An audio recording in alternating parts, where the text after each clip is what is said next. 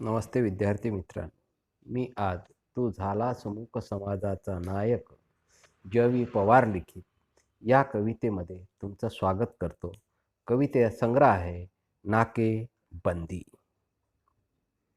Doctor Babasaheb Ambedkar यांना या कवितेतून विनम्र अभिवादन केले आहे. डॉक्टर बाबासाहेब आंबेडकरांच्या कर्तृत्वाचे वर्णन या कवितेत करण्यात आले आहे.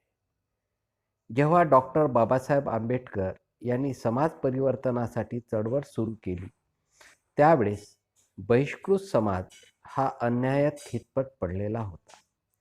डॉक्टर बाबासाहेब आंबेडकरांनी परिवर्तनाची लढाई जेव्हा लढण्यास सुरुवात केली, त्यावेळी या महामानवाकडे लोकांचे लक्ष नव्हते. त्यांनी पारंपरिक चालीरीतीला छेद देत कठीण परिस्थितीशी संघर्ष केला. डॉक्टर बाबासाहेब आंबेडकर यांनी प्राप्त परिस्थितीवर मात करत त्यांनी नवा इतिहास घडवला आणि बहिष्कृत समाजाचे मूकनायक झाले. म्हणजेच डॉक्टर बाबासाहेब यांच्या रूपाने एक उच्च विद्या विभूषित खंबीर मनाचे नेतृत्व लाभले. यामुळेच त्यांना मूकनायक असे संबोधले जाते. या मूकनायकाचा संबंध बहिष्कृत भारताला जागे केले.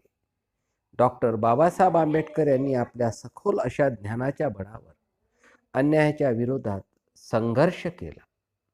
बहिष्कृत समाजाला गुलामगिरीच्या जोखडातून मुक्त केले. चवदार तळ्याच्या काठावर बाबासाहेबांनी बहुजन समाजातील लोकांना उभे केले. डॉक्टर बाबासाहेबांच्या शब्दामध्ये अशी ताकद होती की महाकाव्य पेक्षाही जास्त सामर्थ्य त्यांच्या विचारामध्ये होते. त्यांचा संघर्ष असा होता की काठ्याच्याही बंदुका तयार व्हाव्या. बाबासाहेबांच्या धारदार भाषणाने बहिष्कृत समाजात स्वजाणीव निर्माण झाली. संबंध बहिष्कृत समाज एकवटला. या घटनेला आता 50 वर्ष झालेली आहेत. सूर्यफुलांनाही बाबासाहेबांचा ध्यास लागलाय. बिगुल आता वाट पाहतोय. चवदार तळ्याचं पाणी तेही आता थंड झालेलं आहे. विद्यार्थी मित्रांनो, ही कविता शिकत असताना आपल्याला थोडे त्याच्यातील कठीण शब्द माहिती असणे अत्यंत आवश्यक आहे. या कवितेमध्ये आपल्याला महाकाव्य, अनेक रस विविध प्रसंग असलेले व आकाराने मोठे असे काव्य, ज्याला आपण महाकाव्याच्या अंतर्गत रामायण, महाभारत अशा प्रकारची काव्य आपण या अनुषंगाने आणू शकतो. सूर्यफुलांनी पाठ फिरवली होती याचा अर्थ डॉक्टर बाबासाहेब आंबेडकर यांच्यासारख्या सूर्याकडे लोकांचे लक्ष नव्हते असा होतो. काळोखाचे राज्य याचा अर्थ होतो अन्यायाचे राज्य. रणशिंग फुंकणे म्हणजे युद्धाच्या वेळी योद्ध्यांना बोलवण्यासाठी रणशिंग फुंकतात. येथे अन्यायाविरुद्ध बंड पुकारणे असा अर्थ आहे. संगीन बंदुकीला जोडलेले लांब धारदार पाते. मडलेली वाट, त्याला आपण पारंपरिक वाट. महाड येथे चवदार तळ्याचा सत्याग्रह. थोडं समजून घ्या विद्यार्थी मित्रांनो. महाडचा सत्याग्रह म्हणजे क्रांतीचा प्रारंभ होता. या सत्याग्रहाच्या द्वारे मुक्ती म्हणजे लढ्याचे निशाण रोवले गेले. डॉक्टर बाबासाहेब आंबेडकर यांनी आपल्या बांधवांमध्ये आत्मविश्वास निर्माण करण्यासाठी त्यांनी हा सत्याग्रह केला. 20 मार्च 1926 रोजी हा सत्याग्रह करण्यात आला. या कवितेच्या अंतर्गत एक शब्द येतोय, तो म्हणजे मूक समाज. अन्यायाविरुद्ध आवाज उठवू न शकणारा समाज. भारतामध्ये वर्णव्यवस्था होती. 4 वर्णामध्ये भारत हा विभागला गेलेला होता. ब्राह्मण, क्षत्रिय, वैश्य आणि क्षुद्र. बाबासाहेब आंबेडकरांनी या क्षुद्र समाजाला जागृत केले. बिगुल हा शब्द प्रयोग आलेला सैन्यात इशारा देण्यासाठी वाजवले जाणारे वाद्य. बेड्या, पडून जाता येऊ नये म्हणून पायात घातलेली साखळी. इथे अर्थ गुलामगिरीच्या बेड्यातून मुक्तता होणे. आंबेडकरांचं जे व्यक्तिमत्व आहे, हे व्यक्तिमत्व कशा प्रकारचं आहे हे सुद्धा आपल्याला समजून घेणे अत्यंत आवश्यक आहे. कारण आहे, आंबेडकरांनी जे कर्तृत्व दाखवलेले आहे ते कर्तृत्व सुद्धा आपण शब्दामध्ये व्यक्त करू शकत नाही. डॉक्टर बाबासाहेब आंबेडकर समाज परिवर्तन करण्याचा विडा त्यांनी जेव्हा उचलला होता, तेव्हा संपूर्ण बहिष्कृत समाज हा अन्यायाने ग्रस्त होता. त्यावेळेस बाबासाहेबांनी पारंपरिक मार्गाला छेद देत त्यांनी बहिष्कृत समाजाला अन्यायातून मुक्तता मिळवून देण्यासाठी संघर्षाचा मार्ग पत्करला. हा मार्ग स्वीकारत असताना त्यांना अनेक गोष्टींचा संघर्ष करावा लागला. प्राप्त परिस्थितीवर मात करत बाबासाहेबांनी एक नवा इतिहास घडविला. बहिष्कृत समाजामध्ये स्वजाणीवेची हाक दिली आणि मूक समाजाचे नायक झाले. आपल्या बुद्धीच्या बळावर, शब्दाच्या बळावर त्यांनी संबंध बहिष्कृत समाजाला गुलामगिरीतून मुक्त केले. ज्या महाडच्या तळ्याचे पाणी बहिष्कृत समाजाला प्राशन करण्याची मुभा नव्हती, त्या तळ्यावर जाऊन बाबासाहेबांनी सत्याग्रह करून ते महाडचे 14 तळे बहुजनांसाठी खुले करण्यात आले. त्यांच्या शब्दामध्ये जीव होता. त्यांच्या संघर्षामध्ये तळमळ, प्रखरता, जिद्द होती. हे कर्तृत्व या कवितेतून आपल्याला दिसून. ही कविता वाचत असताना एक ओळ आलेली आहे. अगाध ज्ञानाच्या बळावर डॉक्टर आंबेडकर यांनी सगळं काही घडवून आणलेलं असं आपल्याला दिसून येते. डॉक्टर बाबासाहेब आंबेडकर यांच्याजवळ अलौकिक बुद्धिमत्ता होती. बुद्धीच्या बळावर, ज्ञानाच्या बळावर त्यांनी वेगवेगळ्या क्षेत्रामध्ये अतुलनीय अशी कामगिरी केली. सामाजिक कार्यामध्ये काम करत असताना अस्पृश्यता निर्मूलन, स्त्रियांचे जीवनावरील प्रश्न, अंधश्रद्धा व कर्मकांडाचा निषेध, शैक्षणिक कार्यामध्ये काम करत असताना शिका, संघटित व्हा, संघर्ष करा असा मंत्र दिला. People's education society, Milind college, Siddharth college of arts and science या संस्थाची स्थापना केली.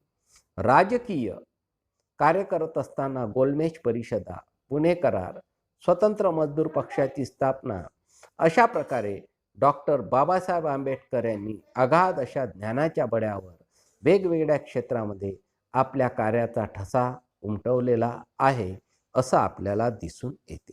म्हणजे एक व्यक्ती काय करू शकतो हे आपल्याला इथून दिसून येते. म्हणजे एका व्यक्तीच्या मनामध्ये जर तशा प्रकारचं स्फुल्लिंग पेटलं तर नवा इतिहास ते घडू शकतात. उभा बहिष्कृत भारत त्यांनी जागा केलेला आपल्याला दिसून येतो. आता आपण कवितेचा सार बघूया. मी कविता वाचतो आहे. तू निघालास तेव्हा काळोखाचं राज्य होतं. सूर्यफुलांनी पाठ फिरवली होती.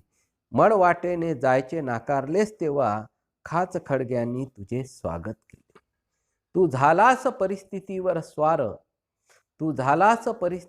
स्वार आणि घडविलास नवा इतिहास.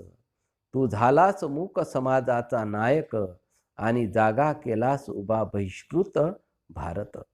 हा शब्दप्रयोग आलेला आहे बहिष्कृत भारत.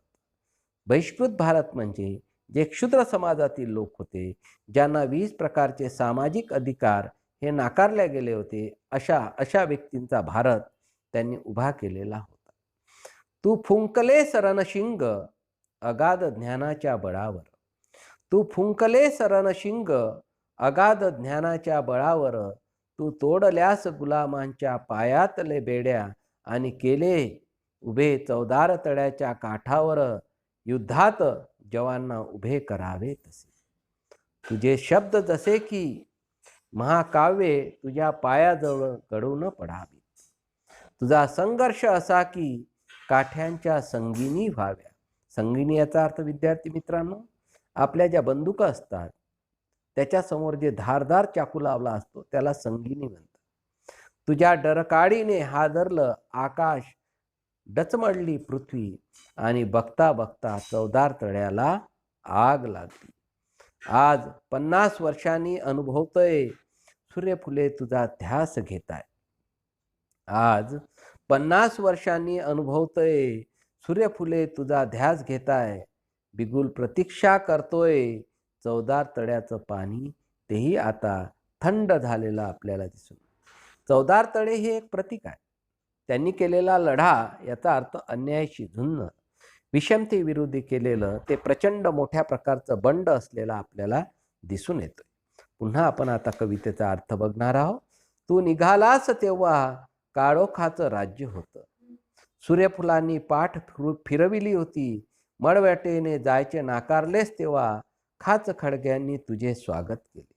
वर्णव्यवस्थेचा क्रूर दुष्टचक्रात खितपत पडलेल्या शोषित व पीडित जनतेमध्ये जागृती आणण्यासाठी व त्यांच्यामध्ये आत्मविश्वास जागवण्यासाठी डॉक्टर बाबासाहेब आंबेडकर यांनी महाड येथे चौदार तळ्याचा संग्राम केला. या घटनेला 50 वर्ष पूर्ण झाल्याच्या निमित्ताने या महानायकाला कवीने कवितेतून अभिवादन केलेले आपल्याला दिसून येते. हे महानायका, तू या शोषित वर्गासाठी लढा उभारायला निघाला तेव्हा काळोखाचे साम्राज्य होते. दुःख, दैन्य, दारिद्र्य व सामाजिक असमानता यांच्या अंधाराने शोषित वर्ग ग्रासलेला होता. सतेज किरणांनी न्याहलेल्या उमेदीच्या सूर्याच्या सूर्यफुलांनी साथ दिली नाही.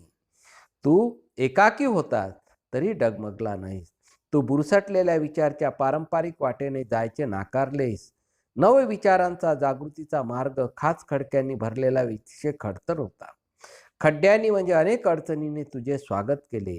म्हणजे डॉक्टर बाबासाहेब आंबेडकर यांनी समानतेचा लढा दिला, ते मागे हटले नाही. त्यांनी निर्धार केला आणि प्रवाहाच्या विरुद्ध दिशेने पोहण्यास सुरुवात केली. याचा अर्थ काय की जी पारंपरिक वाट होती त्याला कुठेतरी त्यांनी छेद दिलेला आपल्याला दिसून येत होते. समाजामधील सुख समृद्धीचे जे प्रतीक असणारे लोक होते त्यांनी सुद्धा तुझी तशा प्रकारची कोणत्याही प्रकारची काळजी घेतली नाही. परंतु तू झालास परिस्थितीवर स्वार, तू झालास परिस्थितीवर स्वार आणि घडविलास नवा इतिहास. तू झालास मूक समाजाचा नायक आणि जागा केलास उभा बहिष्कृत भारत. अशा या प्रतिकूल परिस्थितीची तू तमा न बाळगली नाहीस. त्यावरही तू मात केलीस आणि नवविचारांच्या प्रेरणांचा नवीन इतिहास तू घडवलास. आतापर्यंत वर्णव्यवस्थेने नाकारलेल्या, अन्याय सहन करणाऱ्या सर्वहारा जनतेचा तू नायक झालास आणि दुर्लक्षित असलेल्या, बहिष्कृत असलेल्या भारतीय समाजात तू जागृती आणलीस, नवचैतन्य आणलेस, त्यांच्यात आत्मविश्वास जागा केलास. म्हणजे तुझे शब्द जसे की महाकाव्य तुझ्या पायाजवळ गडून पडा. तुझा संघर्ष असा की काठ्यांच्या संगीनी व्हाव्या. तुझ्या डरकाळीने हादरलं आकाश, डचमडली पृथ्वी आणि बघता बघता चौदार तळ्याला आग लागली. अशा तुझ्या या अपरिमित प्रचंड ज्ञानाच्या सामर्थ्याने तू संग्रामाचे रणशिंग फुंकलेस, अन्यायाविरुद्ध बंड करण्यास सज्ज झालास. आतापर्यंत गुलामगिरीत खितपत पडणाऱ्या बांधवांच्या पायातल्या दास्याच्या साखळ्या तू तोडून टाकल्यास आणि एखाद्या युद्धात सैनिकांना सज्ज करावे तसे चौदार तळ्याच्या संग्रामाशी सर्व दलित बांधवांना तळ्याच्या काठी तू उभे केलेस. आज 50 वर्षांनी अनुभवतोय. सूर्यफुले तुझा ध्यास घेताय, बिगुल प्रतीक्षा करतोय. चौदार तळ्याचं पाणी तेही आता थंड झालंय. याचा अर्थ असा होतो विद्यार्थी मित्रांनो, सर्व महाकाव्यांनी तुझ्या चरणाशी नतमस्तक व्हावे असे तुझे संघर्षमय शब्द होते. हातातील सर्व काठ्या बंदुका होऊन बरसाव्यात असा तुझा अनोखा संघर्ष होता. तुझ्या बुलंद घोषणेमुळे आकाश हादरून गेले आणि पृथ्वी डळमळू लागली. आणि बघता बघता चौदार तळ्याच्या पाण्याला आग लागली म्हणजे संघर्ष पेटला. या चौदार तळ्याच्या संग्रामाला आता 50 वर्षे उलटून गेली. कवी म्हणतात 50 वर्षांनी तो संघर्ष पुन्हा मी अनुभव पाहतोय. अजूनही त्या सूर्यफुलांनी भूतकाळात पाठ फिरवली होती, ती सूर्यफुले अजून तुझा ध्यास घेत आहेत. पुन्हा संघर्ष करण्यासाठी संघर्षाला प्रवृत्त करणारी बिगुल तुझी वाट बघत आहे. चौदार तळ्याचे पाणी आता थंड पडले, संघर्ष मावळला आहे, पण चौदार तळ्याचे पाणी आजही पुन्हा पेटण्यासाठी आसुसलेले आहे. शोषितांची परिस्थिती फारशी चांगली नाही. विद्यार्थी मित्रांनो, आपल्याला इथे एक गोष्ट नमूद करावीशी वाटते. ही जी कविता आहे, ही कविता जो बहिष्कृत जो समाज होता, त्या समाजाला योग्य प्रकारचा न्याय मिळवून देण्याकरता, सामाजिक प्रतिष्ठा मिळवून देण्याकरता, सामाजिक प्रतिष्ठेसोबत आर्थिक स्थैर्य देण्याकरता एवढंच नव्हे, ज्या बाकीच्या समाजांना ज्या सवलती होत्या, बाकीच्या समाजांना ज्या सामाजिक विविध प्रकारचे जे अधिकार होते, ते अधिकार आपल्या समाजालाही प्राप्त व्हावे, असं आंबेडकरांना नेहमी वाटायचं. म्हणून त्यांनी चवदार तळ्याचा सत्याग्रह केला आणि महाड येथील या तळ्याचा सत्याग्रह करून डॉक्टर बाबासाहेब आंबेडकर यांनी समाजामध्ये जे विविध प्रकारचे जे लोक होतं, बहिष्कृत लोक, त्या लोकांना मानाचे स्थान प्राप्त करून दिलेलं आपल्याला दिसून येते. पारंपरिक वर्णव्यवस्थेने नाकारलेल्या व दैन्य दारिद्र्याच्या अंधारात खितपत पडणाऱ्या मूक समाजाला डॉक्टर बाबासाहेब आंबेडकरांनी विचारांचा प्रकाश दाखवला. अन्यायाविरुद्ध न बोलणाऱ्या समाजात जागृती निर्माण केली. सर्व सुखांनी पाठ फिरवलेली असताना व अडचणींचा मार्ग असताना पारंपरिक वाटेने जायचे नाकारून कठीण परिस्थितीवर मात करून डॉक्टर बाबासाहेबांनी नवा इतिहास घडवला. बहिष्कृत भारताला आत्मविश्वास दिला. अगाध ज्ञानाच्या बळावर लढा पुकारून शोषित जनतेच्या पायातल्या बेड्या मुक्त केल्या. चवदार तळ्याचा संग्राम यशस्वी केला. अशा प्रकारे पीडित व शोषित समाजाला सन्मानाने जगायला शिकवलेले आपल्याला दिसून येते. अतिशय कठीण परिस्थितीमध्ये डॉक्टर बाबासाहेब आंबेडकरांनी आपले शिक्षण पूर्ण केले. त्यांनी बॅरिस्टर ही पदवी संपादन केली. ते उच्च विद्या विभूषित होते. त्यांनी आपल्या अगाध ज्ञानाच्या बळावर इथल्या बहिष्कृत समाजाला अन्यायापासून मुक्त करण्याचे अतिशय महत्त्वाचे कार्य अंगीकारले. शोषित, पीडित व वर्णव्यवस्थेतून नाकारलेल्या समृद्धीपासून वंचित असलेल्या जनतेला संघटित केले. त्यांनी शिका, संघटित व्हा व संघर्ष करा हा मूलमंत्र देऊन शोषित समाजाला आत्मविश्वास दिला. अन्यायाविरुद्ध लढा देण्यास प्रवृत्त केले. चवदार तळ्याचा संग्राम यशस्वी केला. समाजाला बोधितत्वाची शिकवण देऊन बौद्ध धर्म स्वीकारला. स्वतंत्र भारताचे संविधान लिहून भारतीय राज्यघटनेचे ते शिल्पकार ठरले. डॉक्टर बाबासाहेब आंबेडकरांना त्यांच्या अगाध कर्तृत्वाला मानवंदना देण्याकरता भारतरत्न हा सर्वोच्च पुरस्कार सुद्धा त्यांना मिळालेला आपल्याला दिसून येतो. आता या कवितेत जर आपण रसग्रहण करायला गेलो तर कशा प्रकारचे आहे ते बघा. प्रस्तुत कवितेचे कवी आहेत ज.वी. पवार. कवितेचा रचना प्रकार आहे मुक्तछंद. कवितेचा काव्यसंग्रह नाके बंदी. कवितेचा विषय आहे डॉक्टर बाबासाहेब आंबेडकरांचे महात्म्य आणि कवितेतून व्यक्त होणारा स्थायी भाव आहे सर्वहारा समाजात अशक्यप्राय वाटणारी जागृती करून त्याला स्वबळावर उभे केल्याबद्दलचा कृतज्ञता भाव आपल्याला दिसून येतो. कवितेच्या कवींची लेखन शैली सुद्धा आपल्याला अभ्यासणे अत्यंत आवश्यक आहे. कविता मुक्तछंदात आहे. तू परिस्थितीवर स्वार झालास, इतिहास घडवलास, रणशिंग फुंकलेस, गुलामांच्या पायातल्या बेड्या तोडल्यास, आकाश हादरलं, पृथ्वी डचमडली, चवदार तळ्याला आग लागली यासारख्या लढवय्या शब्दप्रयोगांनी कविता ओजस्वी बनली आहे. पूर्वी दलित समाज बाबासाहेबांच्या नेतृत्वाखाली खवळून उठला होता. तथाकथित उच्चवर्णीयांमध्ये खळबळ माजली होती. हे चवदार तळ्याला आग लागली या शब्दप्रयोगामधून प्रखरपणे व्यक्त होते. आता दलित समाज शांत झालाय ही बाब चवदार तळ्याचे पाणी थंड झालंय या शब्दातून व्यक्त होते. आता कवितेची मध्यवर्ती कल्पना सुद्धा आपल्याला लक्षात ठेवणे आवश्यक आहे. डॉक्टर बाबासाहेब आंबेडकर यांनी केलेल्या महान कार्याबद्दल त्यांचे महात्म्य कथन करण्यासाठी ही कविता लिहिली आहे. बाबासाहेबांनी सर्वार्थाने गांजलेल्या पिचलेल्या समाजात जागृती निर्माण केली. त्यांना आत्मसन्मान मिळवून दिला. दलित समाजाला नवा जन्म दिला. पूर्ण खचलेल्या मनामध्ये आत्मविश्वास ओतला. ही बाबासाहेबांची कर्तबगारी या कवितेचा आशय आहे. विचार, कवितेतून कोणता विचार व्यक्त होतोय? पारंपरिक व्यवस्थेने नाकारलेल्या व दैन्य दारिद्र्याच्या चिखलात खितपत पडलेल्या समाजाला डॉक्टर बाबासाहेब आंबेडकरांनी बाहेर काढले, त्याला आत्मविश्वास दिला, स्वतःच्या पायावर उभे केले. संपूर्ण दलित समाज त्यावेळी बाबासाहेबांच्या पाठीशी उभा राहिला. चवदार तळ्याच्या सत्याग्रहाला, जमीन चळवळीला तेज प्राप्त करून दिले. पण आता मात्र तोच दलित समाज थंड झाला आहे. त्याचे बाबासाहेबांनी मिळवून दिलेले तेज आता विसरून गेले. याविषयी खंत कवींनी व्यक्त केलेली आपल्याला दिसून येतो. आता यातून आपण किंवा समाजाला कोणता संदेश मिळतो? अज्ञान, दारिद्र्य, जातीयता याच्या चिखलात रुतून पडलेल्या समाजाला बाबासाहेबांनी बाहेर काढले.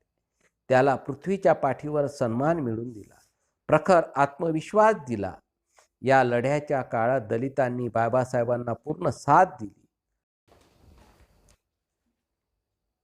पण आता मात्र दलित समाजामध्ये तेज मावळले, तो थंड झाला आहे. तेव्हा या दलित समाजाने पुन्हा पूर्वीप्रमाणे सर्व ताकदीनेशी उठावे आणि पुन्हा एकदा विषमतेविरुद्ध लढ्याला सिद्ध व्हावे, अशी इच्छा व्यक्त करतात. हाच कवितेचा संदेश असलेला आपल्याला दिसून येतो. काही याच्यामध्ये ओळी फार महत्त्वाच्या असलेल्या आपल्याला दिसून येतात. आज 50 वर्षांनी अनुभवतोय, सूर्यफुले तुझा ध्यास घेतायत. बिगुल प्रतीक्षा करतोय, चवदार तळ्याचं पाणी तेही आता थंड झालंय. बघा, असे सौंदर्य काय दिसते? दलितांवरील अन्यायाविरुद्ध डॉक्टर बाबासाहेब आंबेडकरांनी पुकारलेला लढा हा चवदार तळ्याचा संग्राम म्हणून प्रसिद्ध आहे. या लढ्याच्या 50 वर्ष उलटून गेल्यावर जवी पवार, तू झालास मूक समाजाचा नायक, या कवितेमध्ये या महामानवाला अभिवादन केले. उपरोक्त ओळीत आत्ताच्या परिस्थितीचे विदारक चित्र आपल्याला दिसून येते. 50 वर्ष झाल्यानंतर चवदार तळ्याच्या संग्रामाचा उहापोह करताना व लढा थंड झाल्याची खंत व्यक्त करताना कवी म्हणतात, सुख समृद्धीचे प्रतीक असणाऱ्या सूर्यफुलांनी भूतकाळात पाठ फिरवली होती. ती सूर्यफुले अजून तुझा ध्यास घेत आहे. परिस्थितीत बदल न झाल्यामुळे संघर्षाला प्रवृत्त करणारा बिगुल तुझी वाट बघत आहे.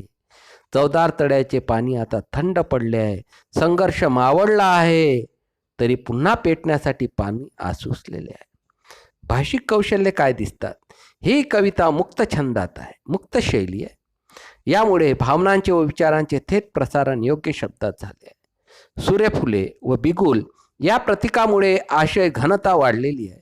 चवदार तळ्यांचं पाणी थंड पडलं. या वाक्यखंडातून आत्ताच्या विदारक परिस्थितीवर मार्मिकपणे बोट ठेवलेले आपल्याला दिसून येते.